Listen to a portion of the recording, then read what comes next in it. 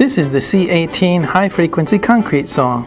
It's specifically designed for cutting of reinforced concrete, masonry, and stone. It has a 6,500 watt brushless motor with a 457 millimeter blade for a maximum cutting depth of 175 millimeters.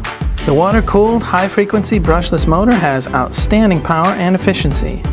The motor has advanced motor protection with overload and thermal protection, and an LED indicator that indicates load conditions. The blade guard can be easily adjusted, and the tool-free detachable guide rollers can be installed for perpendicular cuts and to reduce operator fatigue. The C18 can be used for flush cutting. A detachable blade guard, flush cutting flange, and alternate water nozzle make it easy to switch between flush cutting and standard cutting. The C18 is used with the water-cooled 8,000 watt P8K power converter. Special circuitry accepts 3-phase 380 volt, 3-phase 230 volt, and single-phase 230 volt.